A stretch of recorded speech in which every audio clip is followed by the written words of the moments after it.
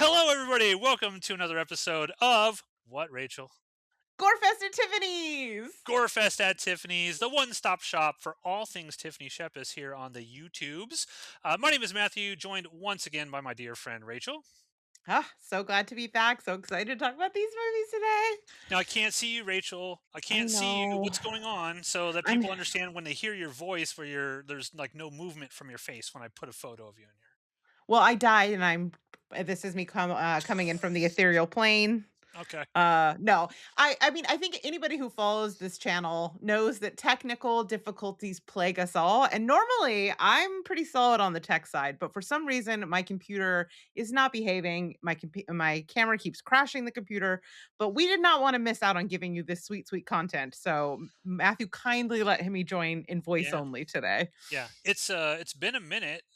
Yeah. We had originally planned to have like an October episode where I was just going to cover Mhm. like all of the Halloween themed Tiffany Shepis movies, and I had a whole thing out for it. But the holidays, you know how it is with the holidays. Too much stuff came up in a short amount of time, and it's like, well, we Yeah. got to keep pushing off, pushing off, pushing off. But oh, we've recorded tonight, so Yes. hopefully I'll get this sort of up, hopefully by February. If not, this will drop in February at some point in time. It's actually January 25th when we're recording this. Mm. But we have this is episode number 8. We have done 7 previous episodes. So if you are a huge Tiffany Shepis fan like we are, you can go listen to like I don't know 20 hours of Tiffany's career from the very beginnings of Trauma all the way through. I think we're up to like what 2006, 2007 ish Mhm. right now. Mhm. We are deep in the oddies. We, Mhm. we are deep. Now, the goal of this show is to watch literally every single thing that Scream Queen Tiffany Shepis has ever been in. And that includes the Lifetime Christmas movie, The Holiday Proposal Plan, which is on the list for down the line. I think they came out in Yeah. 2023. Can't wait to watch that. We'll get there. We'll get there. Now, I will point out before we get into this, I'm very dedicated on this show. I'm not going to make you watch this movie that I'm going to hold up in my hand, Rachel. But have you ever seen the movie Pearl Harbor? No. I know No? what you Maybe no, you should I'm watch it. assu is it the Ben Affleck, Yeah. joint? Okay, no, I've never seen it. I Okay. remember when it came out, and it was like a phenomenon, and there was like I've seen the scene where he's, like, getting romantical, but, like or maybe that's actually the asteroid movie. No, I have not seen it. No. Armageddon? Okay, yeah. Yes, I'm blending Armageddon in my head. Okay. Well, back in I want to say October-ish or something, my mom there's this thing in Nebraska called Junk Jaunt, which is basically all these different Mm, small towns. They all hold garage sales on the same weekend. And so people just fun. travel from all over the country. There's people from Hawaii that flew in, rented big U-Hauls, just driving through Nebraska, finding all of these weird things. And my mom was selling a whole bunch of her DVDs. And she's like, "Hey Matthew, can you help me sort of put out all these DVDs and just kind of look through to see if any of them are yours?" And she didn't want to sell my stuff. And I was digging through and I found this, the 60th anniversary commemorative edition of Pearl Harbor. Michael Bay's Pearl Hey. Harbor, 2 disc set. Now, the reason why I have to watch this movie, and I did watch this back in the day, was Tiffany Shepis is in this. She is a background nurse in this movie. Hey. I don't know where. So I think if the story if I'm correct, I read that this is where she got her Screen Actors Guild card. Like she Oh, left some cool. low budget movie. Maybe it was one of Rolf Konevsky's movies, Oh, where she didn't show up. She's like, "Hey, I got to get on this Pearl Harbor gig, get my SAG card or whatever." And good for so her. she's in the background somewhere. I am going to try to find her, and if I can find the clip, I'll play it on a future episode. Oof. But I'm going to go through this frame by frame if I can. Be like, is that Tiffany Shepard? Where is she in the background of Pearl Harbor? So this is on my list. Fingers So we, crossed for an opening scene. yeah. So just in case anyone doesn't know what this is, because I would be shocked if I encountered anybody in life who's like, "Oh yeah, I watched Pearl Harbor recently." Because who watches Pearl Harbor? Like who? Like this movie Us, came out. Matthew, us. Well, yeah, us. But this movie cost like what $250 million back in the day. Nobody talks about this movie, Pearl Yeah. Harbor. I mean, we're going to talk about Chainsaw Cheerleaders tonight. That probably Yeah, gets we more are. discussion than Pearl Harbor does. So yeah, I'm gonna put this on the list to watch. But since she's not like she's just a background extra, you don't have to watch this 183-minute Michael Bay epic if you don't want to, Rachel. But There you Can go. you guess what my answer is? Well, you're probably gonna say no. You're not gonna watch it. But I'll just when I find Tiffany, I'll cut the scene and I'll send it to That you, I and do wanna see. it'll be like That I do Where's wanna see. Waldo, right? Like Where's Tiffany Shepis in the background as one of these nurses. So Well, I'm just excited to see her in, like, period gear. Like, I think she was gonna look amazing as a mm. 1940s nurse. So, yes, there's I wanna a see it. I did find a photo still of her in the nurse's uniform. I'll see if I can Okay. find it. If I find it, I have a hard drive of a ton of stuff on it, but I'll post it in this episode just so you can kind of see what she looked like. But yeah, that's on the docket. I'm gonna sit through 3 hours of Pearl Harbor just for the viewers out there, just for you. That's dedication. So you mentioned we are deep into the aughts.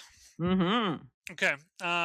The aughts we have found is a very difficult time to find, I guess not for us, to find the movies that Tiffany Shepis has been in during this period. I'm going to say 2006 to 2010 ish. Um, very difficult to find these. A lot of these movies aren't on Tubi. A lot of these movies aren't on any streaming service. If I go to Amazon to try to buy them, some of them are ridiculously high. There was actually, I'm going to talk about him in a minute. Dave from Everybody Dies YouTube channel. He actually sent a link. There was a film she was in the '90s called Heavy Black Smokestack. It was like a VHS copy someone was selling on eBay for like 200 Whoa. bucks. And Oh, I'm like, I no. can't spend 200 bucks on Heavy Black This Smokestack is why we on need to eBay. monetize Matthew. Yeah, That could have been a tax write-off. absolutely. So hit that like and subscribe. Ring that notification bell. Put on the Tiffany Shepis Gorefest at Tiffany's playlist and just hit play while you're doing work and stuff. So it's just playing, getting us those watch hours. Mhm, We mhm, can hit that mhm. monetization, and then we can afford to buy these $200 VHS tapes on eBay. But there is some good news on that front.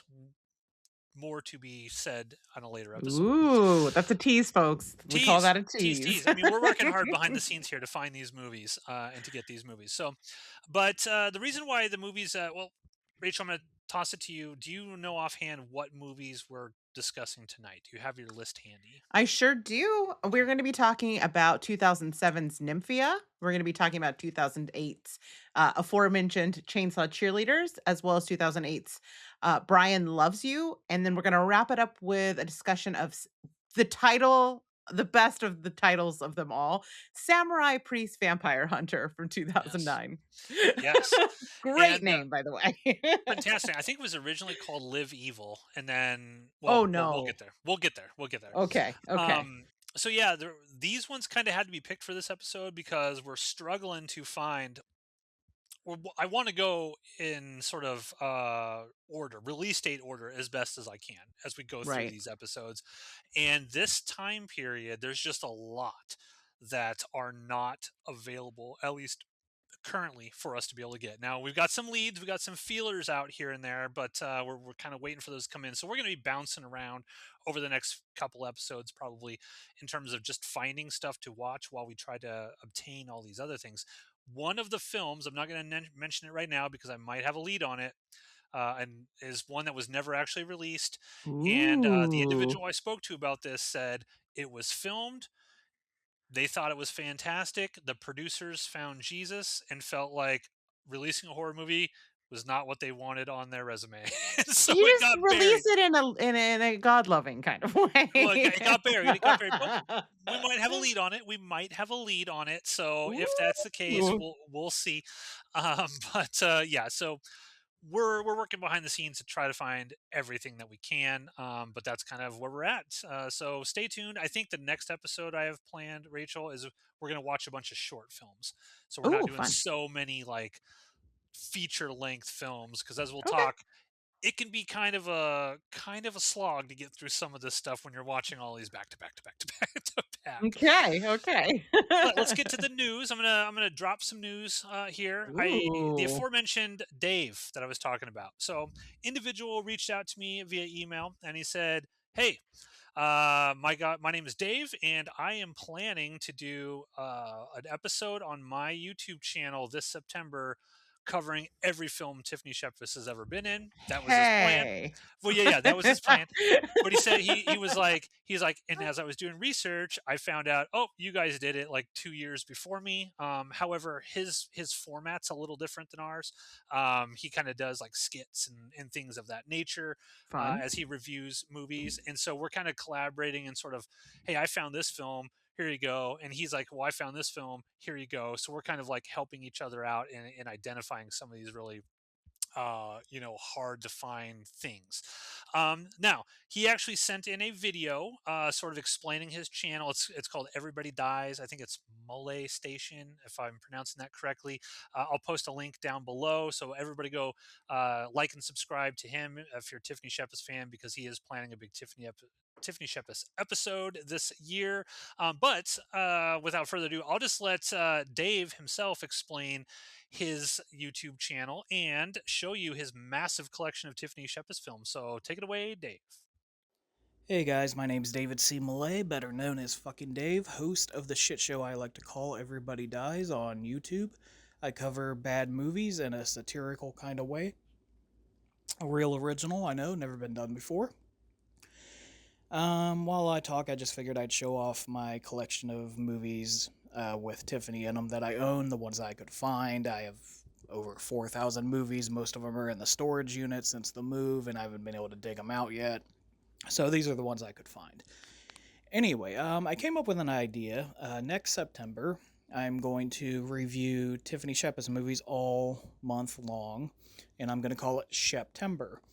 Real original idea. And then while looking up information and stuff, I discovered your show, and not only did you do it first, you've been doing it for like a year at least. And not only that, but you guys are very handsome, and you have a real girl on your show. I mean, I have a real girl, but it's a doll in the other room, and that's not quite the same thing.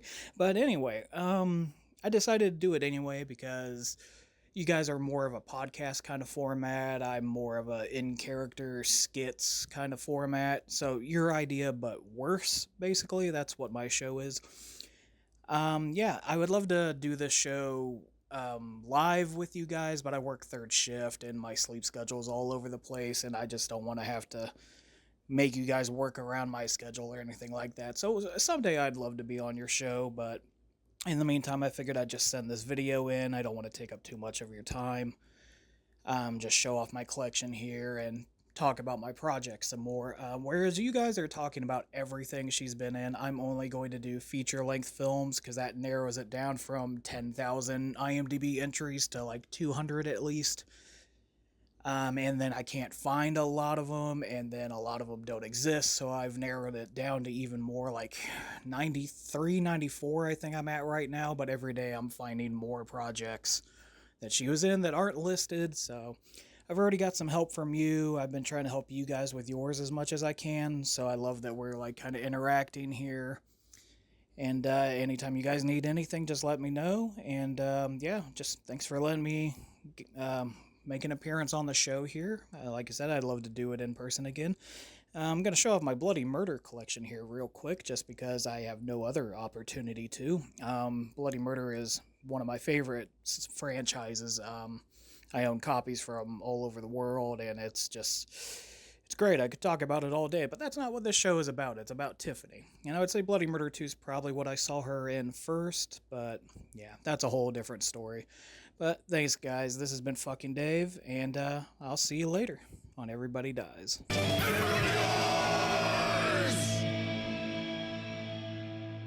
And we're back. So please, everybody, go hit like and subscribe. Super cool dude. We've been in communication for a lot of cool stuff, and he's already sent some interesting stuff for us to watch in the future. Now, Very Rachel, cool. he sent in a Yes. subsequent video. Do you Uh-oh. remember Devil's Moon? Is this the one that we were saying this is the one where it's the witchy one That we where we couldn't couldn't see see. anything? We Yeah. couldn't see Okay. anything. Yes. Yes. Yes. Couldn't Yes. see Yes. Of anything. We course. watched it. Yes. Of course. It was kind of almost like a trick question. Did you remember seeing Devil's Moon? And it's like, I mean, I no, remember never saw it. starting Devil's Yeah, Moon. never saw it. I heard it. I listened Yeah. to it. Yeah. I Um, experienced it. yeah, yeah. So he actually submitted a second video because he found an alternate cut or What? copy or whatever of Devil's Moon. So we received Devil's Moon on like I don't know, it was like a 20 pack, those cheap 20 horror Yeah. films for $5 or whatever, and we watched it based off of that. He Yeah. found another one of those weird collections Uh-huh. that had that on there, but his cut was different than ours. So they had What? actually, well, by cut, I mean they lightened up all of the scenes. So basically, they bumped the contrast up so you could actually Okay. see stuff, but there's no music and there's no sound effects to anything. And so he actually edited a little video for our viewers to sort of show the difference between the version we saw with what he's got. And I'll go ahead and play that now. As a bonus present, I'd like to just show that there are multiple versions of Devil's Moon out there. The one you guys showed, I think, was from a 12 pack or something like that. I found a version on this 4 pack, and it's actually different. It has no music or sound effects, but it's brighter than the copy you showed. This is a quick clip from your version, and this is from mine. So, yeah, you can see, but they just brightened it up. And this is from your copy with the music.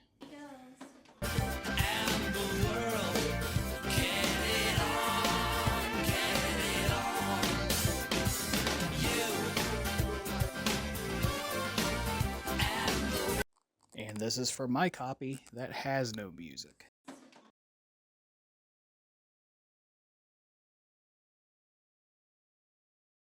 Yeah, but I get the train on. Which, yeah, that music's bad, but there's also no sound effects.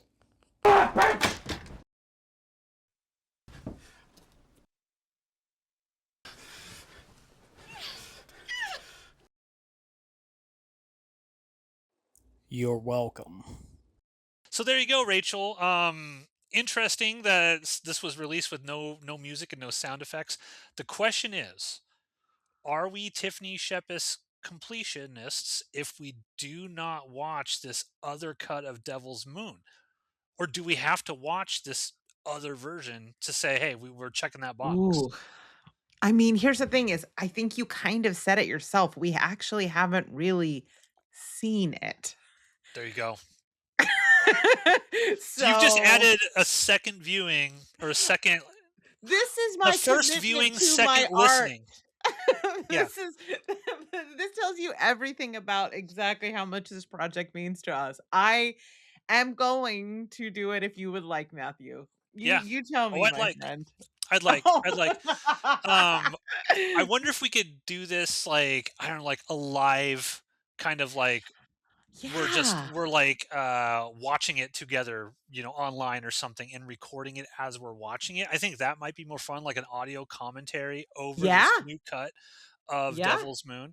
And maybe we can even get Dave to join in on that and we can all kind of Yeah. watch it together or something like a special episode of Gorefest at Tiffany's.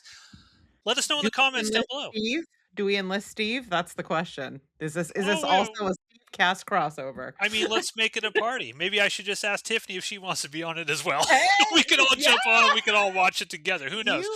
You know she has stories from that set. You know she Oh, does. got to. Yeah, yeah.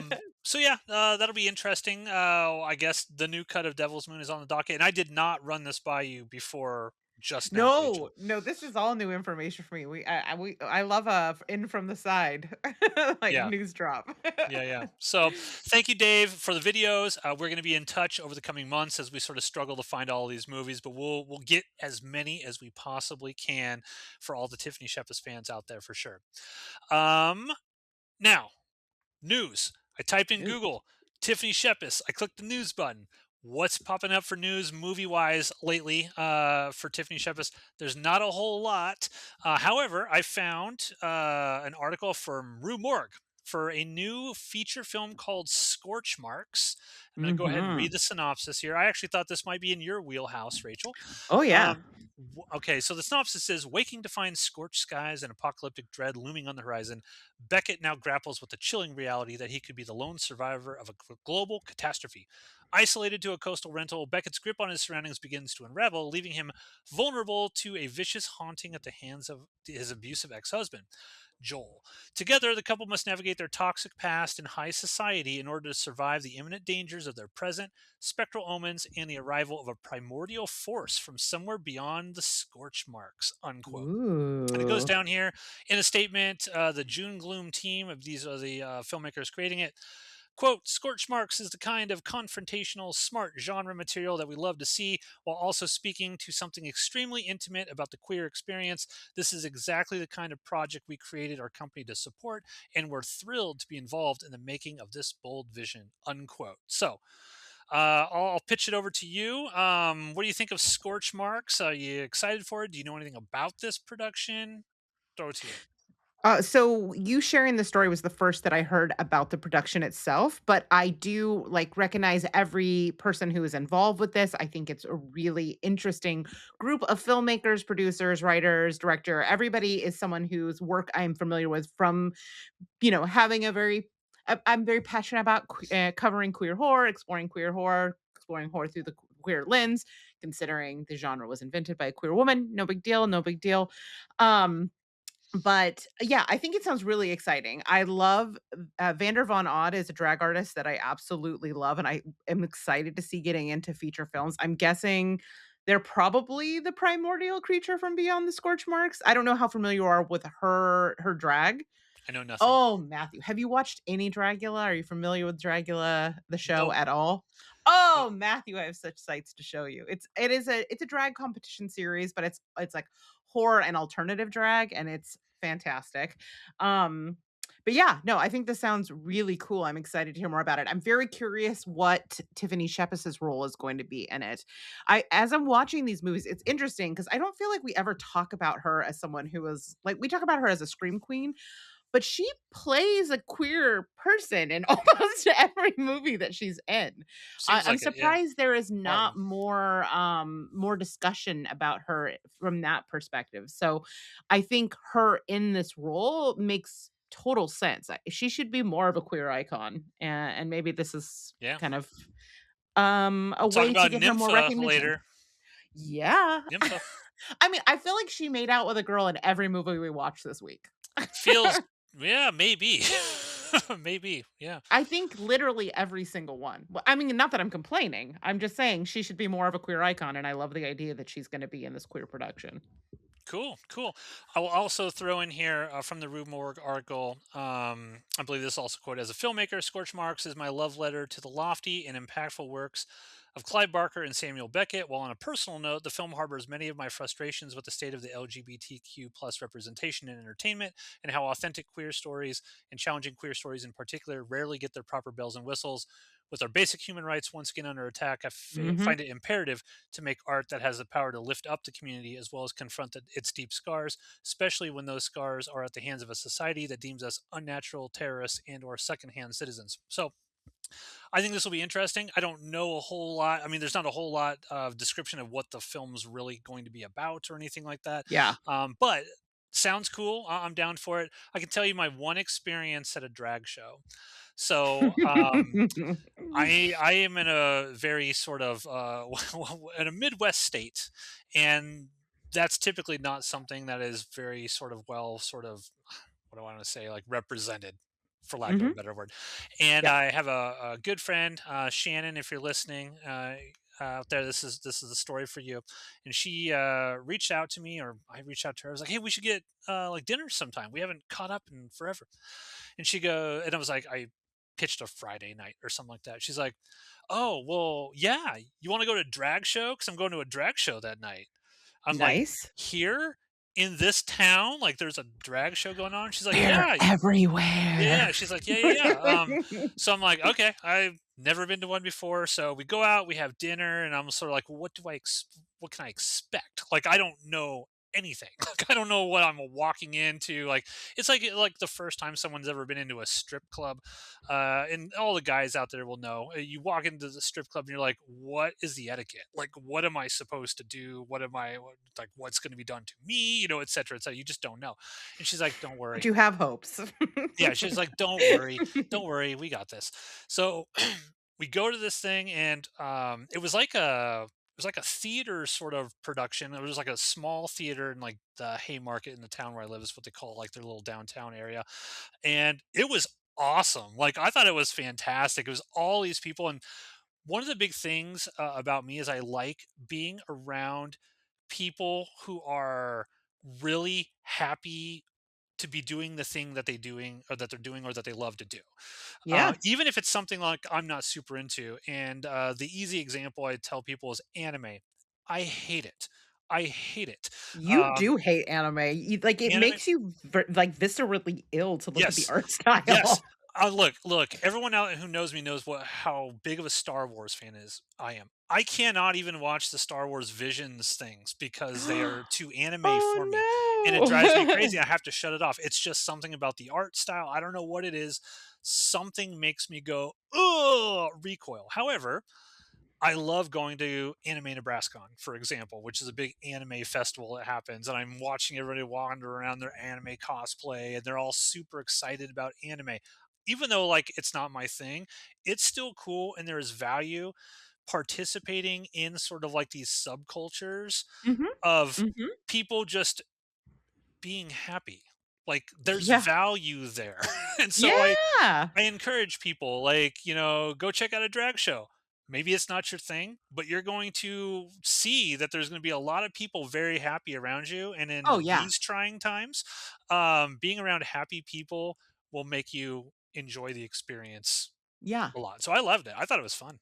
I'd Yeah, go to what you're another one. describing is what we call queer joy. Like, Queer joy. you See? got the Okay. spirit. You got the spirit. You basically went to gay church, okay? Like, you got the Okay. spirit. I've never heard that term before, but I have queer joy, and I'm happy to say it. I It was fun. love So, it. scorch marks. That'll be on the horizon. We'll add that to the list of things that we need to watch for Tiffany Shepis for sure. Let's get into these movies, Rachel. Yeah. Now, do we want to save Nympha for last, since that's kind of like the starring role that she had of the batch that we're talking about? Yeah. Yeah, I think that Okay. makes sense. Okay. Yeah. Well, we'll do Nympha last. We'll start.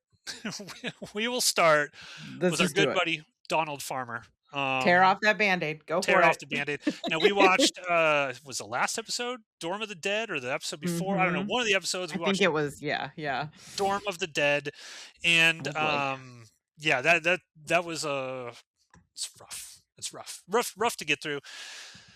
But now we're talking Chainsaw Cheerleaders 2008, directed once again by Mr. Donald Farmer. Prolific. He's a prolific, low budget filmmaker. And we have Tiffany playing a character named Lucinda, who's a witch. So, Rachel, to the best of your ability, give us the outline of what Chainsaw Cheerleaders is all about.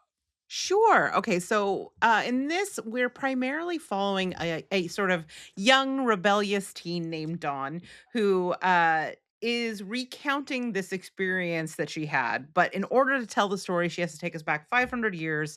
And we learn the story of this witch named Lucinda, who was using human sacrifice to open time portals.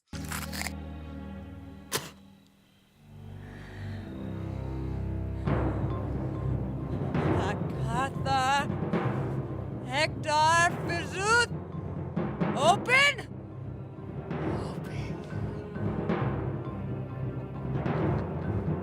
Flash forward to the present day, and Dawn she's a troubled teen. She's got a terrible boyfriend and an even worse tramp stamp. And she, I guess, as a part of sort of like a scared straight program, is forced to join the local cheer squad. Now, Dr. Lacey suggests a change of pace. She wants you to go to Cheerleading camp. What? Yeah. She She's gonna go to also jail if she doesn't, Rachel. That's right. Right. Scared straight or cheer. It's you know what? I appreciate social workers and I think we need to try all things to help our troubled youth. Sure. So Sure. they essentially get This in movie the has a message. crosshairs. Yes. See, it's deeper than you think. You want to mock chainsaw cheerleaders, but this is really about, I take back anything I ever said about Donald Farmer in his movies. I mean, the thing is, you this just has a didn't theme. get it. That's true. I didn't get it. I did not get Dorm of the Dead. I get this one. I get this one. So essentially they kind of this cheer squad eventually gets sort of within the crosshairs of a modern day coven, or maybe I couldn't quite tell if they were like modern day relations, but Lucinda is able to come through time. You must say these words. Klaatu, Barada, Nikto. Klaatu, Barada,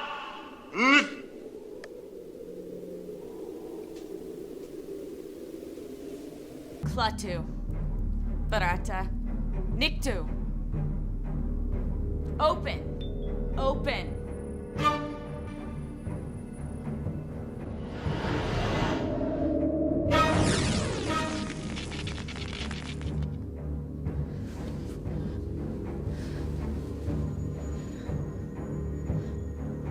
With her little tentacle monster, and she begins possessing these cheerleaders and committing. What's a tentacle monster? Like, what is that? Please. Please just let me go. Oh, look. Here comes one now. To honor you.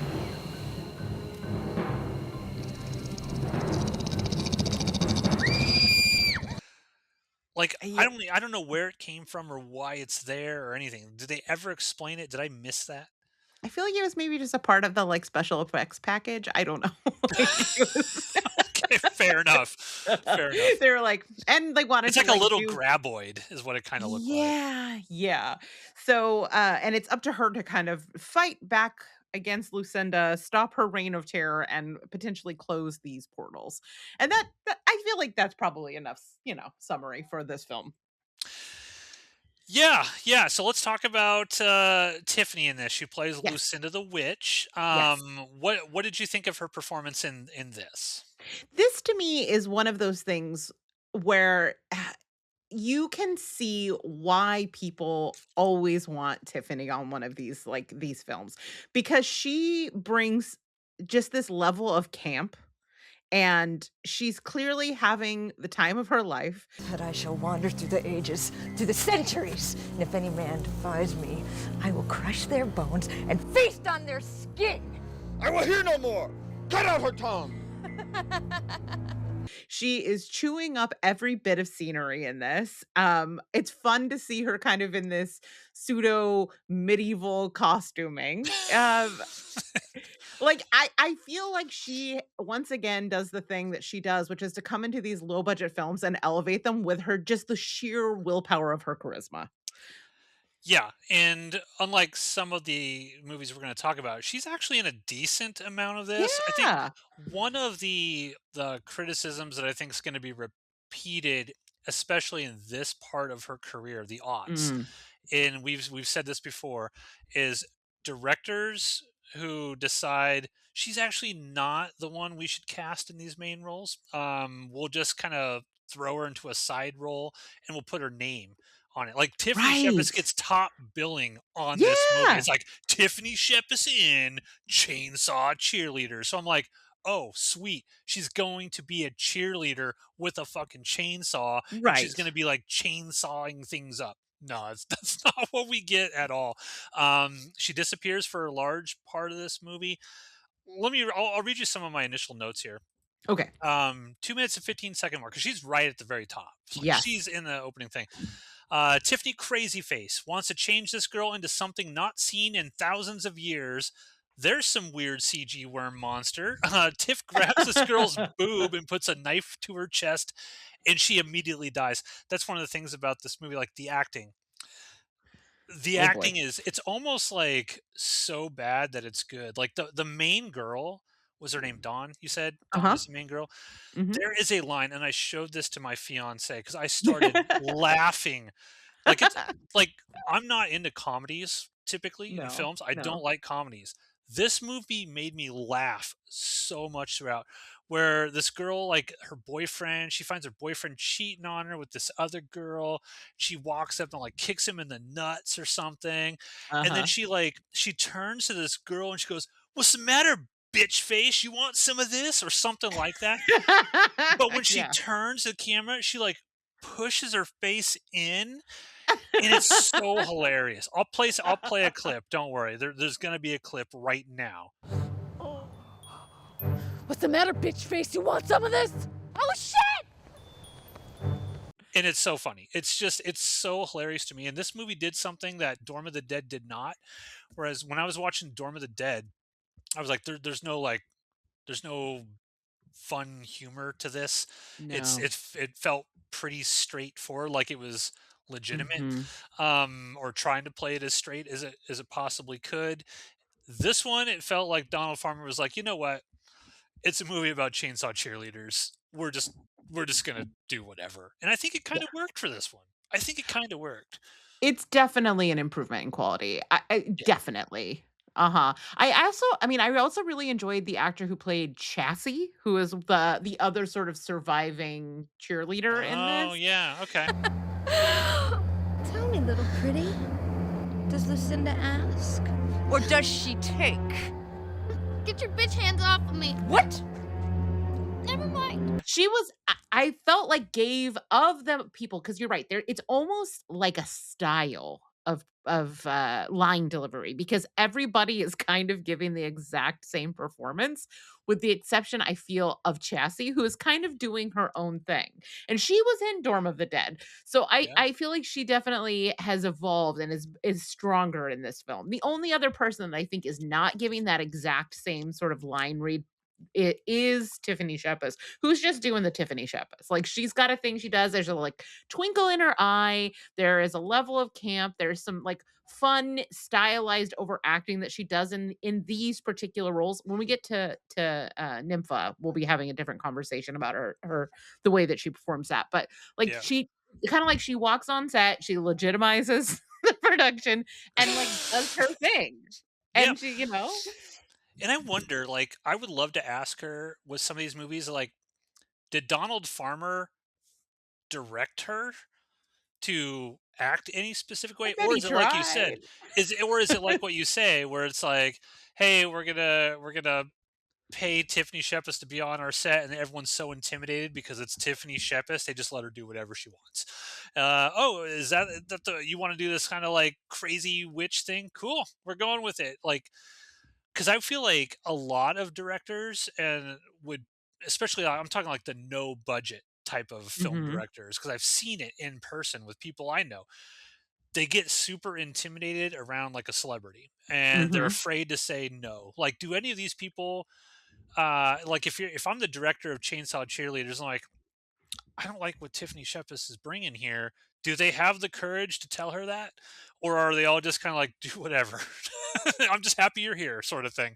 Like Yeah. you said, to legitimize my production. Uh-huh. I'd love to ask her that. I'd love to see like what she had to say about some of these sort of no budget things that she did, because a lot of it is kind of like the same. She's just doing the Tiffany Shepis Yeah. rather than playing like a part, if that, like an actual role, at least in the aughts.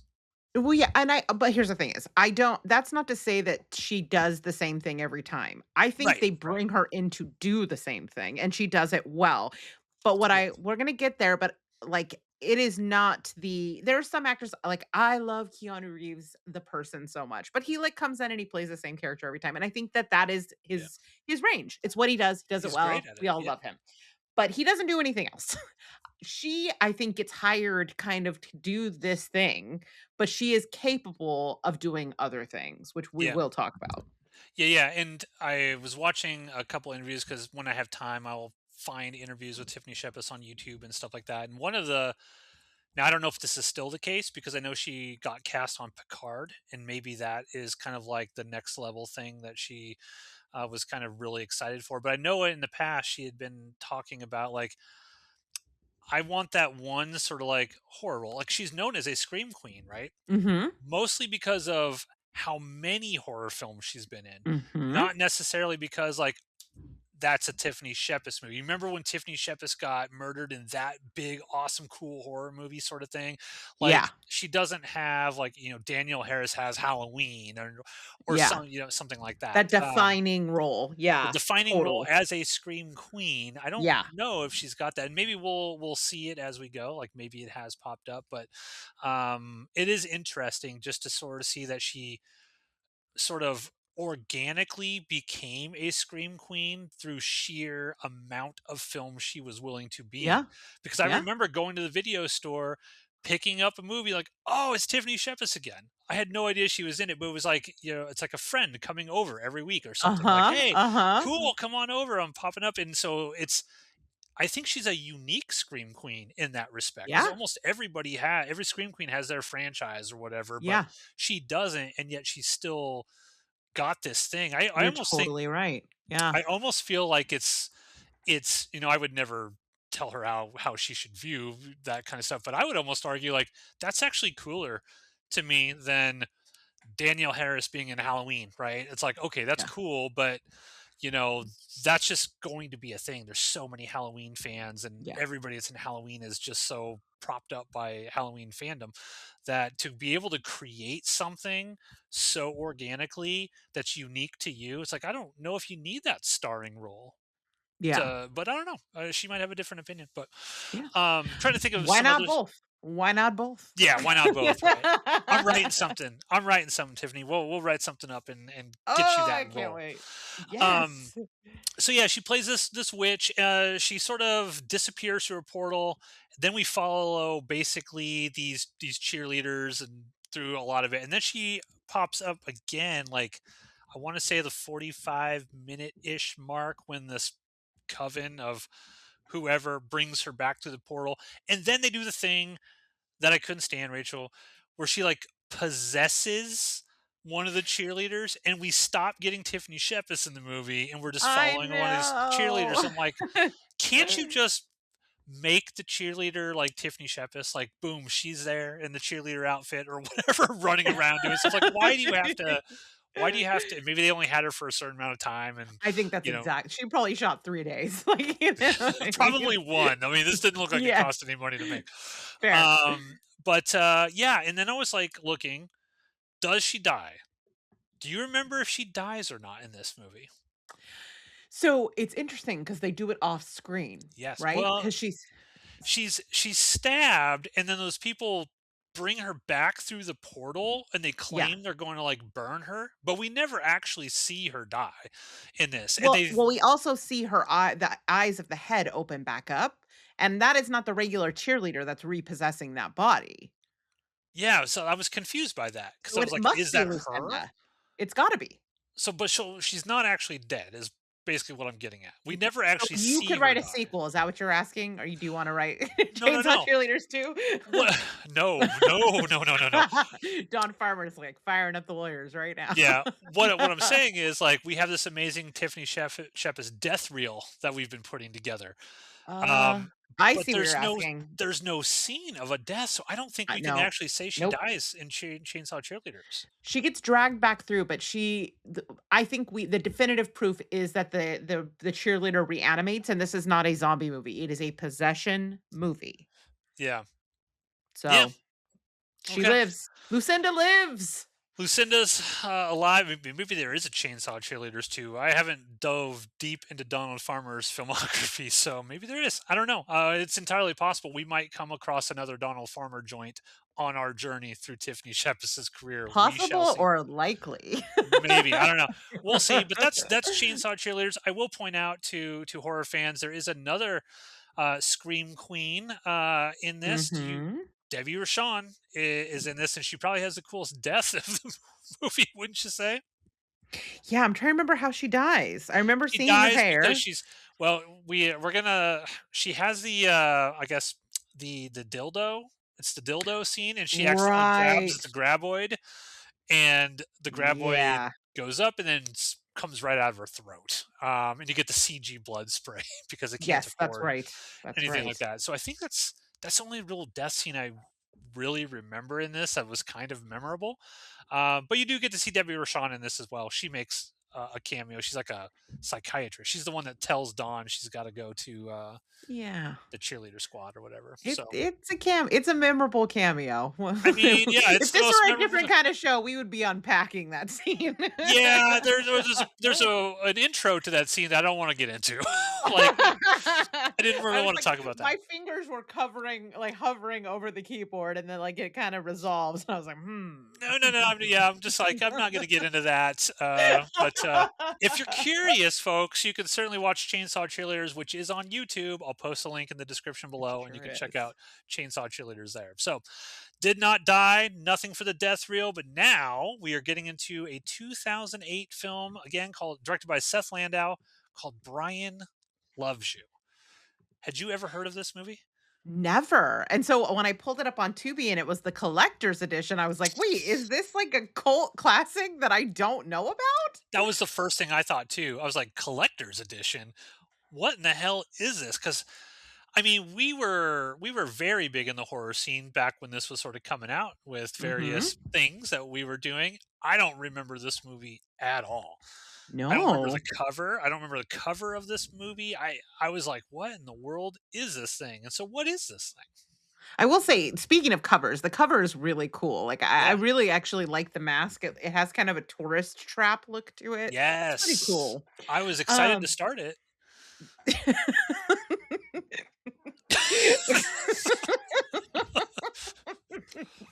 What are you laughing at, Rachel? I don't know. So my cat did something funny in the background. We'll just go with that. Okay, so this movie, it's interesting because it opens with this monologue from Tony Todd, and I wonder if this is the collector's edition portion of it, where he kind of gives, this warning to people in the audience. Like it's like you're gonna get on a roller coaster, and it's like no heart conditions and pregnant ladies. He takes Get this out. so seriously. Like he is putting his all into this monologue.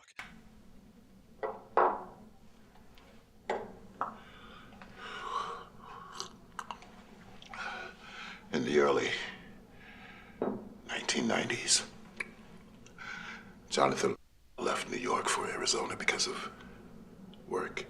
And it speaks to the power of Tony Todd, where I was like, oh dear, what am I getting myself into? I was like, is this some like weird torture porn thing? Like, is this a Serbian film, like indie style? Like, what am I getting myself into? But I was intrigued. Yes, it certainly grabbed my attention. So I'll be honest, I'm a little tiny bit confused about the setup with the previous person that had a camcorder. I don't know that it actually ultimately matters. So if you want to circle back to this element of the plot, I'm totally fine with that. But I think where I started understanding what was happening is we're introduced to this guy, Jonathan, who was a therapist and has gotten a camera from someone who had some sort of incident that involved a camera and some violence. But he has decided to use his camera to document his neighborhood so that he can share information about like where he lives with someone. And he starts taking it out on the streets, and right away there are just weird people milling around. Like even more sinister Mormons essentially are cruising around his neighborhood. Even more sinister Mormons. You know what? Yeah, they're all wearing like the white shirt with the black plaques and everything. Yeah. Yes. And we start to see that there is something that is strange and culty about the town that he's in.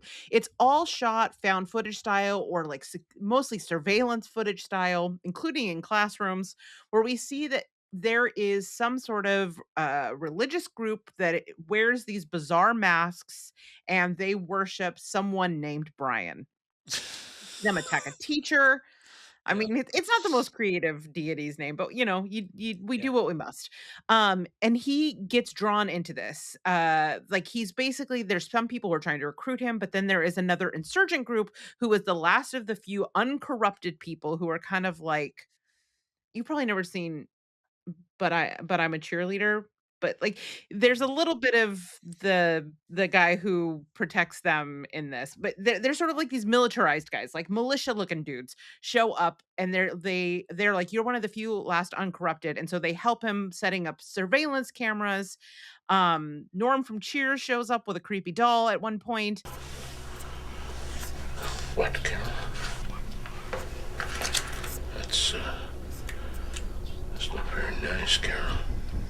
So And weird. then eventually he is taken because he will not like take Brian into his heart normally or like consensually. He is actually put in he is like committed to an insane asylum, which is run by like if you I feel like anybody who watched this like who was kink inclined was probably awoken by this performance of her running this sanitarium. I'm a therapist, for God's sake. Watch your mouth. That is also basically trying to indoctrinate him into this religion. Yeah. And She plays yeah. Cindy. Mrs. No, please. Call me Cindy from now on, okay? Everybody here does. Cindy, I thought we were supposed to keep this information confidential. Don't worry about that. Psychiatrist, Not therapist. even Dr. Cindy, but Yeah. put some respect on her name. Cindy.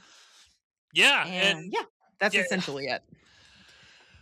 So I thought, well, we'll talk about Tiffany's performance or what little there is in this movie. Not enough Tiffany. She shows up at like the 50-minute mark, right Mhm. around there, and basically Jonathan shows up at this kind of like mental hospital, and Mhm. she sort of shows him around. She's like, "Oh, here's where everybody eats, and here are the rooms, blah blah." And then she basically gets him into this room, and he thinks that they're gonna have like he's gonna ask her some questions about what goes on here, and it turns out like actually you're the crazy one, and we're gonna commit you here. And then Yeah. the last third of the movie ish is basically Jonathan becomes one of the patients in here, and they're trying to sort of turn him, and eventually he gets busted out by the militia people. And then do you understand the very end of the movie? Because I was actually confused. Like I didn't did he turn? Because the way he was standing at the door almost made it feel to me like he was sort of like corrupted at the very end, but then there's like a monster or some shit in the house that was looking at him coming up. I don't know what the hell was going on. Did you get it? I don't know. I mean, it is kind of a weirdly open-ended, like smash cut to the credits ending that I was like, well, I guess Most that's a found choice. footages, yeah. Yeah, but usually there's some sense of resolution around it, like something, there's some clues. And I think if we're really trying to understand what happens in the end, I think I don't know that he is corrupted yet, but we see him at the door and we know that inside the other side of that door is this person that has also had a camera and has been watching him for a while. Yeah. And so it's kind of like he's basically not going to get out. It's the bad ending. Okay. That was my yeah. Yeah. Well, to get to that bad ending, like Tiffany just disappears. Like as soon as he gets out of the thing, she's not in the movie anymore. Yeah. We see no death scene. There's no death scene of her in this. Now I will say that I actually like found footage movies, and Me I too. am one of the few proponents. Oh, good. Yeah, We are no, one I of the love few 'em. proponents of found footage because they're Mhm. easy to shit on. A lot of people are like, oh, they always have endings that don't seem to resolve well and stuff according to people. But I actually really liked it, and I thought the Mhm. beginning of this movie I was into it at first when like that scene where he goes into the church and they're Yeah. talking and then everybody in the church puts on the mask and they're all turning and Yeah. looking at him and stuff. I'm like, this is really well done. And then the whole hospital stuff Yeah. completely lost me. I was like, Yeah. if they would have further went with like just the crazy cultist sort of thing and not just trying to like essentially brainwash him into this thing of Brian, or given some sort of better sort of backstory, is because Brian was killed, his throat was slit by a devil named Tansy. Linda was a fine young woman who was violently slayed by the devil Tansy. And I'm like, okay, but what does this have to do with anything? Like I was more confused about what I was watching than what I needed. I needed to know what was happening, or that there needed to be more of a point, or maybe I just didn't get it. Like Donald Farmer's Storm of the Dead, I just didn't get it. But yeah, Tiffany. One of the problem with the Tiffany stuff in here is because it's shot like a found footage. Almost everything in the hospital is just security cam, alleged Yeah. security cam. So Yeah. most of her stuff, you're just seeing her from a distance, like her giving her dialogue and stuff from a distance, and you don't really get to see her face. There's a couple at the table when they're initially interviewing where you kind of see her, but you don't really get to see her performance that much in this. And Right. so it just kind of felt like, eh. Yeah, I agree. I mean, I don't think we get to see a lot of the nuances of the performance, but I do want to talk about it in contrast to exactly what I was talking to about with the cheerleaders. We always see her, like I said, she comes in, twinkle in her eye, a lot of camp.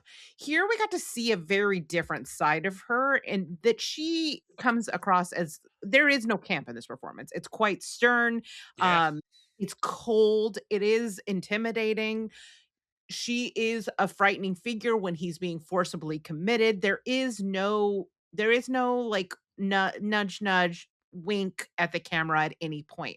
Yeah. And it's in that respect, like if we're as a movie, I didn't love this movie. Okay. Like everybody, Brian loves you. I don't love you back, Brian. But when I'm looking at sort of the sort of meta view of her career and the different performances that she gives, it's kind of cool to I'm glad we watched this because I like to see the different facets of kinds of performances that Tiffany Shepis can do. And it speaks to her range as a performer. I Yeah. love that she's a scream queen, but I feel like we should be seeing her in more dramatic roles because she is more than just a stunt that shows up in these movies and legitimizes them. There is a actor here, and I liked seeing this side of her. Yeah. I just wish I could have seen more of it. Fair, You know, very fair. That being said, I'm sure this like has awoken some people because if she's got the suit and the hair and the like slapping people around, yeah.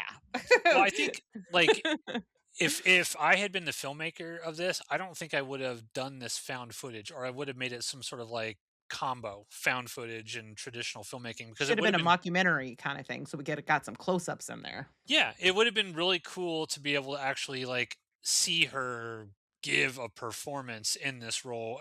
We just see it from a distance really, and it doesn't sort of it's not as impactful or effective as it could have been had it been shot differently in my opinion. Mm. But yeah, so Brian Loves You, apparently this was put out on Blu-ray fairly recently, Mm. special edition. And like there's all kinds of cameos in here, like Brink Stevens is in this. You Mhm. mentioned George Wendt from Cheers. He's in Mhm. this for some reason. So you get people in here. I just didn't understand why any of them were there Yeah, doing the things that they were doing. fair. It was a little weird. And tell me more about Brian and Tansy. Like, what was that all about? Yeah, I really got lost in the mythology of this, and like I said, there's a whole segment at the very beginning that I just did not Yeah, understand, and maybe I'm just a dummy, I don't know, but I couldn't quite understand. I was like, "Is the camera possessed? Is the camera evil? yeah. What Because is at the" one point the camera falls over, and one of the actresses is like, "Oh my God, see that's a sign. We shouldn't be doing this." And I was like, "The camera just fell over. Like, why is she freaking out?" I I don't don't know. know. I don't They're know. just not teaching gravity in school anymore? Like Yeah. Well, and that's the thing with a lot of these, and this is indicative of many no budget movies out there. Yeah. It's like you have to be able to grab an audience because especially you and I with our ADHD Oh boy. Oh brains, boy.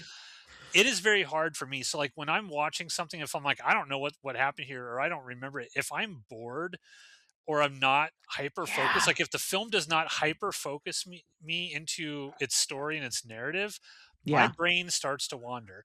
Oh, yeah. And so that's sort of inherent with people with ADHD. So, Yeah, it's yeah, yeah, it's yeah. not like we necessarily just we forget things because we don't find them interesting. So if we don't know if you're not making it interesting for me, then I'm just going to sort of forget it. Whereas another viewer might watch Brian Loves You and be like, holy shit, thank you for this Blu-ray special edition with Yeah. 18 hours of special features. The story was incredible. Not in my ADHD brain. It was like, Yeah. I don't know what's going on. And Tiffany Shepis is barely in it. Yep, not enough Tiffany Shepis. More And, Tiffany. I'm about to have that same critique in a second here. All right. Well, with that, we're going to go to our third film, Samurai Priest Vampire Hunter from 2009, directed by Mark Terry and Jay Welfel. Now, this was originally titled Live Evil, and from the information I was able to ascertain online, is I think this was originally directed by Jay Welfel. However, at some point, Mark Terry is the producer. Mm. Fast forward in the future, shot a whole bunch of additional sequences, which included the vampire hunter stuff at the beginning where you don't see Tim Thomerson's face killing a bunch of vampires, Mm. and added in all of the comic book sort of stuff and kind of re-edited and took the director title away from Jay Welf. Don't know if there was bad blood between them. I have no idea, but this seems to be like the special edition, and he renamed the movie from Live Evil to Samurai Priest Vampire Hunter. So we watched the Mark Terry-fied version of Live Oh. Evil, is from what I can tell online. What about the sort of comic interstitials? Was that in the original version I don't too? think so. From what I was reading online, the producer added all that stuff in. So Got it. I don't know what the original is, and if there's a different cut of Live Evil out there that we need to check out. Oh boy. Is it an Maybe. extended cut with Tiffany Shepis? Because if not, I think we're Yeah. okay. Do we need like that's a good thing. Like does that other version of Devil's Moon have additional Tiffany Shepis scenes, or is it just the same Tiffany Shepis scenes with the contrast filter bumped up, in which case I could just do that myself. I could just Yeah. cut those scenes and then I mean, I lighten them up, and kind then we of can watch those. did in VLC, like, Oh, when I that's true, you watched did. it. Because I Yeah. was like, "What the fuck is happening?" So you've already seen the other cut of Devil's Moon. All So, right. I guess I'm better at this is Oh what my god. Okay, I gotta catch up. I gotta be better, Kelsey. Be better. It's 2026. Be better. All Oh right, my well, let's god. talk about Samurai Priest Vampire Hunter. What's this one all about? Yes. Okay. So this film follows the eponymous samurai priest vampire hunter. As you said, it opens with sort of this in shadow vampire assassin taking out a group of vampires. Um, and it's also cut with these sort of story panels from comic books explaining that we're living in a world essentially where there was once like rampant vampirism, but now the human population is so polluted with disease and drugs. I Which like I was this just setup. I do. it's kind of actually the world building in this is kind of great actually. Yeah. But we're so like the food source has become so polluted. There's a whole climate change like meta narrative happening here. This is like if basically Monsanto is killing all of the vampires. They're just drinking our blood. Correct. And it's filled with Yes. pesticides and chemicals and horrible things, and they're all dying. Exactly. And so the food source has become so polluted that vampires are essentially like starving and desperately trying to find food sources that are pure and that won't make them sick to drink the blood. And as a result of that, it's created all of this infighting and strife and distrust within the vampire world because they're all now like it's like the water wars. Like everybody's fighting for the same resources. And yet Yeah. somehow humans still don't know about vampires. But we're dumb. Um so we're fo- and so we're following a group of vampires, like a group of like a friend group that is kind of it's giving what is the my brain is so shot. Anyway, a group of vampires and they're on the road looking for food Clearance rack sources. near dark vampires Thank here. you. That's literally what I was trying to get at. Yeah. You nailed it. And then hot on their tail is this vampire hunter who is somewhat it's sort of a religious mission, but he is trying to wipe out all the vampires, and he teams up with this woman named Roxy, and they hunt this group down to Los Angeles, where they go to like a vampire house party and start picking it. Ken It leads to Foray, a run by Ken Foray. of course. And then that's where Tiffany Shepis is. And she's kind of, I didn't quite understand her purpose. She was not, was she a vampire? I couldn't quite tell. No, I don't Um, think so. I don't like she think was so. just, She's labeled as Spider the Drug Pusher. okay. So she's dealing drugs and ruining the blood. She's like one of the people that's ruining the blood, I guess. And then it leads to a confrontation and there's some switcho changeo surprise vampires. And our our vampire hunter sort of goes off into the sun after we find out he is also a vampire who Mm. was yeah. Yeah. Yeah. Anyway, it's a little messy, but I do think there's cool world building in this. Yeah. The samurai priest is played by Tim Thomerson. If any of you listen to Full Moon Fridays, you will know Tim Mm. Thomerson as Jack Death from the Trancers franchise. Damn it, Jack. The council needs you. Fuck him. In Full Moon, he Aha. also is Doll Man from the Full Moon franchise. Tim Thomerson, I could watch him all day. Like he just shows up in his trench coat in every movie and just acts like a badass, and that's the only thing he plays. And so I'm like, oh, he's just a vampire Jack Death at this point in time.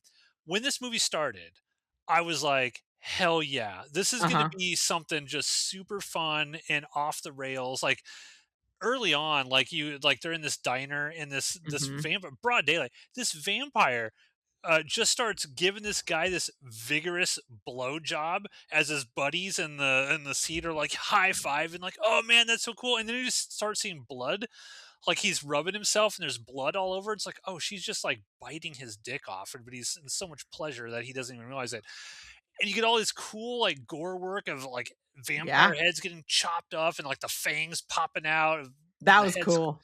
Yeah. I'm like, wow, this is going to be really really cool. And then after 20 minutes, it was like, oh, this would have been amazing as a 20-minute short film. Yeah. Yeah. And then it just keeps going and going and going. And I'm like, where is Tiffany Shepis in this movie? Like, where Yeah. is she in this movie? And then she pops up as Spider the drug pusher at this party. Yeah, just a second.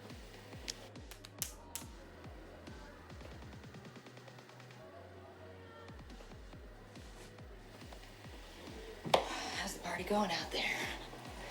Guys all drunk and passed out. Chicks start making out with each other yet? Yeah. You know, why is it all these fakey female vampire types? They're all pussy hounds. Sure they hit on you, huh, princess? She's got this cool, like, cobweb, spider web, like, I don't know if it's tattooed, supposed to be tattooed Uh-huh. on her face. Looks pretty Uh-huh. cool. And then I'm like, all right, like, what's going to happen? And then we get just this lame death scene where it's like, Yeah. she dies off camera, essentially. You just see the Yeah. vampire grab this, like, little statue and swing it down. And then it's off camera. And I'm like, we got so many cool kills throughout this movie. You Yeah. couldn't give Tiffany Shepis a cool death scene? Right? Come on. And the film lost me. Just lost me. Yeah, that's fair. I mean, I think there are so many neat ideas in this movie that don't quite come Yeah. together, like the different sort of warring factions of the vampires and how they fit in different kinds of vampire lore. I liked the surprise vampire hand. There were neat Yeah. ideas in this movie. There's a good movie in this movie. But I think we would need Tiffany to be one of the vampires. Yeah. If Yeah. we were remaking this, she would need to be the like the main lady vampire or the person that teams up with the samurai vampire. But That to would have have been, be a party yeah. guest is not enough. Yeah, that would have been awesome. There's like a sequence here where Tim Thomerson gets his hand or like he gets his hand bit by one of the Mhm. vampires, so he just chops it off, and then he's like sticks an actual thick cross in the stump, and he's like going around, and it's cool. There's so much cool lore in here, but yeah, I'm just like, again, like no offense to the actress who was sort of like Tim Thomerson's like, sidekick throughout this, but there was no personality or charm there. It's like when Tiffany Shepard showed up, it's just like she's the most interesting thing in the movie right now because she's actually like, it'll harken back to the old trauma days is what it felt like to me. Some of those early Yep. trauma roles that she was sort of Mhm. channeling is that you could see this character in a Lloyd Kaufman movie. Yeah. With Oh, we didn't this. even talk about Lloyd Kaufman showing up in the last one. Okay, where was he? Because I didn't see Oh, him. Where? he's one of the guys when he's on stage doing the dramatic Okay. thing. Yes. I Yes. was looking for Lloyd Kaufman. I'm like, where is he? And I He must have looks completely missed him in that. weirdly young in it. It's weird. He looks younger than he does in those shorts that we talked about last time. Okay. You could miss him because he looked 40. It was weird. It was Okay, I weird. did miss him, and I Yeah. watched the film. I even went through because I was like, Lloyd Kaufman is in this. Where? And I was like, Mhm. kind of like fast forwarding through it. I still didn't see him. I'm like, well, maybe he got cut. Nope. edited out of the movie. He's there. I missed him. I missed you, Lloyd. I'll leave a clip here. But of course, we do have the Tiffany death reel for this movie, so we will add this Yes. lame death to it right now.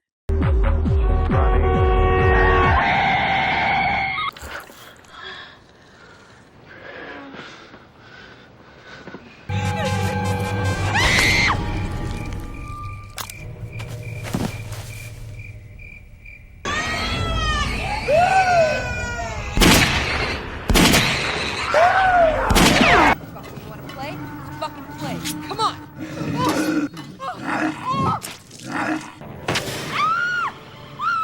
Don't die, please don't die.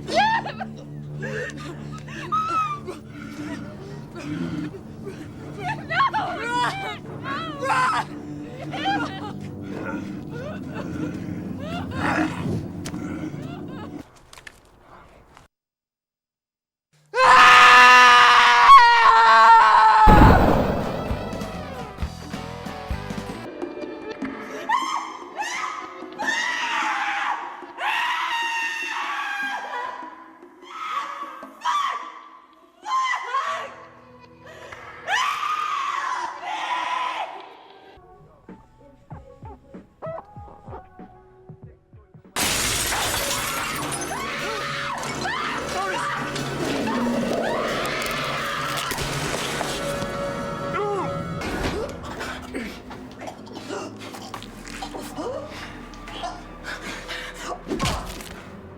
And we're back. One of the worst deaths so far that I've seen Tiffany Yeah. be in. It was just, you have all this gore throughout your movie and you do nothing for her. But yeah, I would have liked her to be the sidekick. I think that would have been fun. She could have pulled out her like kung fu style. Fuck that dude up like, whoa, whoa, yeah, my kung fu style, bitch. That would have been great. Like, why Yeah. not do that again? Missed opportunity. There is another universe, Rachel. There's a universe out there in which all in the vast multiverse of possibilities, like Tiffany Shepis is like the star of all of these movies. Like she's just the star of every one of them. I want to like jump to that universe and do this show in that universe. I feel like that might be the linchpin, right? Like that's how you know you're in the good multiverse. Yeah. Like we're in the bad timeline right now. Like Yes. somehow this is a bad time. We need to get into the good timeline. But Yes. So yeah, Samurai Priest Vampire Hunter, that is on Tubi. I think we mentioned Bryan Loves You is also on Tubi. And I think the next film we're going to talk about is NYMPHA. Yes. And this actually was on Amazon, so I watched this one on Amazon. This one I think we'll have some stuff to talk about. So give us let's see, when did this come out? 2007, directed by Ivan Zukon. Hopefully you pronounce that, or I pronounced that name right. Let's talk about NYMPHA. What's this one all about? All right. So this one starts off, it takes place, I believe, in Italy.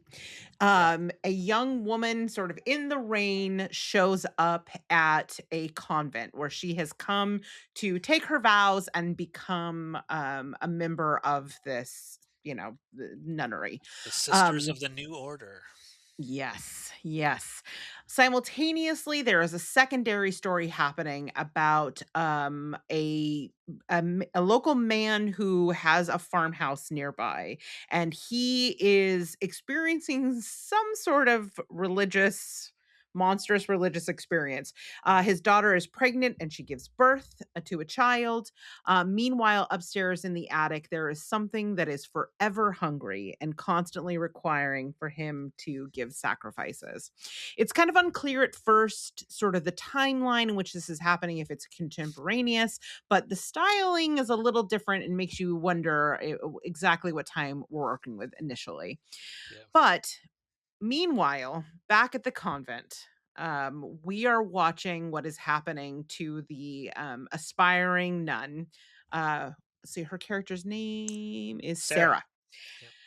At night, she's undressed. She is forced to put on her new vestments, I guess you would call them, and then eventually is taken to, at night, strapped down, where a doctor who is not keeping his Hippocratic oath, systematically takes away each of her senses. First, he deafens her, then he blinds her, then he burns her hands, and eventually cuts out her tongue. But as she's going through this experience and essentially kind of becoming a saint, she begins having these visions of this young woman, the titular nympha, who we come to find out is the child that was born and was raised by her grandfather and was meant to have some sort of, I guess, some spiritual thing that involves the attic, but we don't come to find out exactly what that is until the end of the film. And she, at first, she's witnessing these memories of whatever happened to Nympha, but eventually they begin to interact with one another, culminating in a very erotic scene between the two ladies. Yes, yes.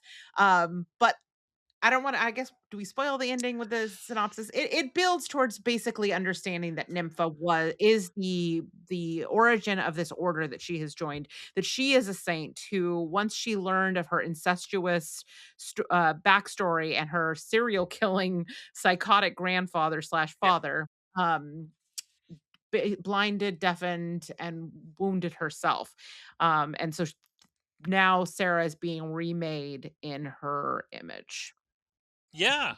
Where do we begin with this? I'll throw it to you first. We'll talk a little bit about like what did you think of her performance in this? Because you mentioned early on, kind of like the tease of this episode, you had some thoughts perhaps on the acting on this one. Yeah, this I talked about this a little bit in Bryan Loves You, and that we get to see again a new side of sort of the her skill set as a performer. This to me is her best dramatic role by far. We get to see her playing totally against type, totally against everything that she kind of has a reputation for at this point in her career. She gets to do something that is very dramatic. Yes, there are elements of this that are very erotic. Like they found a reason to get her naked like in the first 5 minutes of this movie. And that's fine. Whatever. But what I loved is she doesn't feel like a stunt that is brought into this. Like she gets to give a really dramatic performance. She gets to have fear, arousal, in the end, a kind of triumph that happens as she becomes this saint. It was exciting to get to see her get to do like really stretch herself as a performer in this, and I think it's evidence of like a very talented actress that I want to see more of. Yeah. I don't know how well known or liked this film is. I remember hearing about it back in the day. I don't think I'd ever watched it though. I think this is the first time I ever remember watching this movie, and I actually really liked it. Yeah. I thought it was. It's very dreamlike. Uh-huh. It's Italian. I would like to ask some questions of Tiffany about the actual filming of this because IMDb says it was filmed in Italy, Yeah. which would be an awesome opportunity if you're a young actress and like, hey, we're making a movie in Italy. You want to come? I'd be like, hell yeah, send me to Italy to make this movie. But like, it's just it remind. Have you ever seen Dark Waters by Mariano Beno, the Lovecraft thing from 1993? Yeah, I think we covered it on the Okay. podcast years ago. Yeah, it reminded me a lot of that, where Mhm. that's a girl going to sort of like this sort of convent that's kind of on its own. It's like an offshoot. I think in this one they even mentioned that like we haven't been certified by the Catholic Church or whatever the Catholic Church does that would make them sort of legitimate.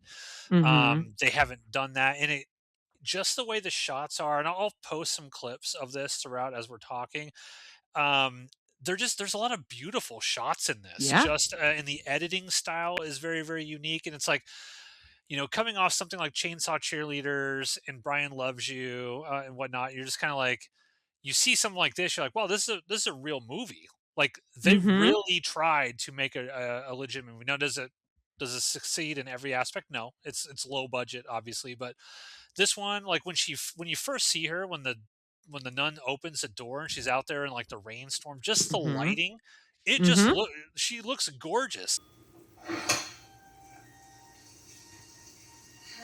I'm Sarah. I came from the United States on behalf of my bishop. Vado a chiamare la madre superiore. Come mai siete arrivata così in ritardo? Vi aspettavamo nel pomeriggio. I don't understand. Is there maybe someone here that speaks English? You are late. I'm sorry. Whole shot looks gorgeous, and you're like, Yeah. okay, I'm all in on this. And the fact that she's Mhm. pretty much the lead throughout this Yeah. whole thing, we do see a lot of nymph. That's what the movie's called, NYMPHA, but the name of the other girl is NYMPHA. I don't know why. Like, why is the movie not called Oh. NYMPHA? Did you catch Oh, that? shit. It's No. NINFA. Well, Yeah, I can probably guess why, but, yeah, like, from a yeah. That's marketing probably true. perspective, Yeah, but that's oh, Lord. yeah, Oh, but God. yeah, I loved her performance in this because when she first shows up, right, and you're like, oh, they have an excuse to sort of like strip her down early on, Yeah. but they at least attempted to give a reason for it, right? Yeah. Because that's when the nun looks and like, you've got a tattoo, whatever, and she's like, Yeah. that's from a different life. Like I've sworn off that life or whatever, and it's like, Mhm. okay, they're at least trying to give us a reason why this is. Is it nun exploitation? Yes, it's a nun Yeah, sure. exploitation movie. Sure. It's in that vein, but it's not just like strip down and do your thing. And then like there's Right. other sequences like when that creepy Oof. doctor comes in and like they have her stripped down on that table. It's like, what the hell is this guy gonna do to her? And then you start Yeah. seeing like when they first puncture her eardrums, Ugh. and then like you get that when the other nun comes in and they do the thing with the audio where it's like she can barely hear what the other nun Mhm. is saying and she's freaking out. And there's a great sequence, I thought, when she's kind of breaking down and she's like freaking out of what's going on. She doesn't want to do it, doesn't want to have any part of this, but she just keeps they keep kind of forcing her through. Don't play anymore.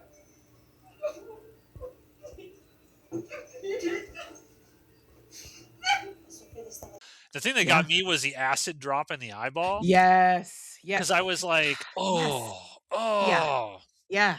It's Yeah, horrifying. It's not very graphic. Like, none of the no. violence in this is particularly graphic, but it does a good job of making you very uncomfortable. Like, Yeah. it conceptualizes it in a way that you really feel the violence in this. And watching her kind of taken apart piece by piece in this room before I realized kind of what they were up to, it was so I mean, it's always grotesque, but it was, like, especially grotesque and cruel. And reflecting back on that early nudity, I think, yes, there is a titillation element to it, of course.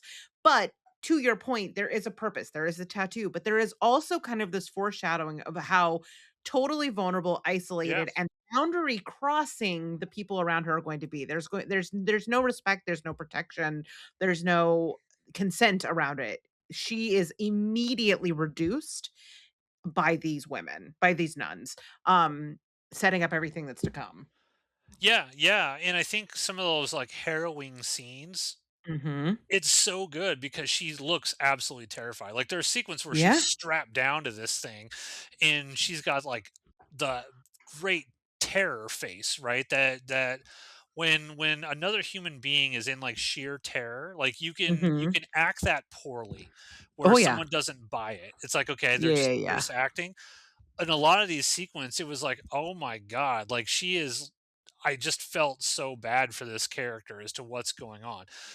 If this were like a $50 million production or something where they really put the Mhm. bells and whistles on it, I could see this Mhm. being a very disturbing Oh, yeah. movie. Oh, Very yeah, yeah, yeah, disturbing yeah, movie. yeah, yeah. And for what they were able to accomplish on just like I would imagine pretty much no budget, Mhm. testament to that. And I thought the whole sort of like the overall story of like where it's going, if I had one critique of the film, I was like, I think it takes a little bit too long to get to its ultimate sort of Yeah, payoff yeah, as to yeah. what it's doing. Yeah, there's a that's there's fair. a there's a long section there where it's like, okay, like Yeah, yeah, yeah. let's move this along. Yeah. But I think where it ends, I'm like, I'm satisfied with this ending. I thought this was a Mhm. cool ending. I like the Mhm. the whole nympha stuff. Yeah. The other girl, and she was really good, Yep. freaking out about all this stuff, and what you find out about the dad or grandpa or whoever that guy Yeah. was, is very sort of disturbing. Oh, yeah. I thought this was a good movie. I actually like I Nympha. totally agree. I totally agree. I liked this a lot. It feels like okay, so it first thing I thought when I watched it, I was like when the film opened, I was like, "Oh, this is giving me Hammer horror like erotic era Mm. vibes." Like her showing up at this sort of European not castle, but like, the ancient building out Yeah. of and by the end, I was like, "This is like proto A24." Like, you know what I Yeah. mean? Imagine get That's a A24 getting their hands on this film. that is a good description. Wow, I hadn't even Mhm. thought about that. But yeah, if A24 had this and you Mhm. put this in the hands of I'm not saying that Rose the direct Glass. Rose Glass needs to Yeah. remake this movie. Like, I'm not saying that the director, Ivan Zukan, did a bad job. I think he did a No, no, no. fantastic job. But you put it give him the resources or somebody else the resources to redo this. This thing could be harrowing. Yeah. Like, this could be Yeah. something that's like, wow, this is a really sort of crazy. And just kind of reading around, like, I don't think this has like great reviews online. I think a lot of Mm. people just kind of say Oh, no. it's boring, they don't like it, whatever. I think this is kind of a overlooked gem. And I Yeah, yeah, think yeah. this is for this show in terms of the films that we have watched with Tiffany Shepis in them acting. I Yeah. think this is clearly the best Oh, that for that sure. that we have seen thus far. It's interesting too because I would have argued that one of her greatest strengths is she has like an innate sense of humor to her performance. There's always that like I've said, like there's always that nudge, that twinkle in her eye, that like a sense of mischievousness and camp. Here she is stripped of what I would have argued was her greatest strength and she's even better. Yeah. You know? And it might that might actually be, just if you're a horror movie fan, like, oh, Tiffany Shepis, my favorite scream queens in this new movie. I would argue that that might be a reason why people don't like this for Right. exactly what you said, Right. because they've come to expect movie after movie. She's just kind of like this fun, like, it's like, oh, yeah, it's super cool. This is actually like a dramatic performance. Yeah. This is not like, Mhm. hey, I don't know why she took this role. I would imagine because wow, this is a chance for me to show my chops. Yeah. I could really do something here to Something potentially different. get Yeah. noticed. And to me, it is a shame that more people have Mhm. not talked about this movie. Why? I mean, it flew under my radar, Yeah. and I'm a fan of hers, and I didn't even really know about it. I mean, I'd heard of it, but I don't think I'd ever watched it. At least I don't Mhm. remember ever watching it. So, NYMPHA, Mhm. fantastic job. She did a Yep. fantastic job in this, and this movie is well worth watching. Mhm. Uh, Granted, there's a section that's like, let's move, let's move a Yeah, little there's bit. some editing that like, we didn't need to see grandpa a couple times. We could have moved past Yeah. grandpa a little faster. But it's always Um, visually interesting to look at, yeah, if I nothing love the else, and the bleeding editing. door effect. The bleeding door Yes. effect was awesome. Yeah. So cool. Bleeding So Door was cool. cool. Yeah, and there's like this cool thing where like the guys got fame like carved in. I was like, fame, what does that mean? Well, apparently it's like I'd have to look up. I've already I looked forgot it what my up. age. It's hunger in Italian. Hunger in Italian. Okay, yeah, because I was looking up, it's like Yeah. that's or like fame. Like, what is this a treatise on what famous people do and go through I to mean, earn what they get? But maybe. hunger, yeah, that's super cool. And then like, spoiler alert, she does not die in this. There's no death scene, so I No. can't add that to the reel. But it has a really cool ending in terms Yeah. of like how her character sort of ultimately ends up. And I won't spoil that because I do think people should go watch this if you can. It's on Mhm. Amazon Prime, so you can just pull it up and watch it for free if you have Amazon. You don't have to pay for it or anything like that. So, unfortunately, I tried to grab some clips from this movie, and I use OBS to grab clips. Yeah. Tubi's fine. Amazon has some stupid block where every time I Yeah. try to pull something, the clip is just black. All I can hear is Yeah. audio. So I actually the clips I'm posting throughout this, it's just my cell phone. I had to put my cell phone up and like frame it. So you might get some, it doesn't look as bad as it does probably on my cell phone trying to capture some footage for the actual episode today. So but yeah, that's it. We've made it through another episode of Gorefest at Tiffany's here on the Outpost Unknown YouTube channel. Rachel, how you feeling about this group of films? I actually had a lot of fun with these films. They vary in quality, obviously. They vary in the amount of Tiffany that's in them, obviously. But I think if we walk away from a group of films and find a hidden gem, that is a Yeah. win. That is 100%. an unexpected win. 100%. Like, I want to own this movie. Like, I want to see if there's a Blu-ray of NYMPHA out there that I can put on my shelf. Like, I'd watch this movie again, just because I'm like, wow, it was good. It was real, real good. And I don't think we were expecting that with the batch of movies in the aughts that we've been Right. going through. So, with that, everybody, I want to thank you once again for listening to another episode of GOREFEST at Tiffany's. Don't forget to hit that like and subscribe button. The next episode that we're going to do, we got a whole bunch of short films that we're going to cover. So, I don't know, there's like 6 or 7 of them. I'm just going to try to pick a bunch of different short films, grab a couple shorts that are in some horror anthologies that we can also pull and just kind of watch those as well as part of the, I guess, an overall theme of watching our short films. There's a few that are hard to find, but I got some leads on. I'm hoping that we can find those, but we shall see. So that's it. You have anything else, Rachel? No, excited to see you at the next Gorefest. All right, see you then, everybody. Oh, don't forget, go check out Dave's YouTube channel. Hit that like and subscribe for him as well. Link is in the description. Adios. Bye.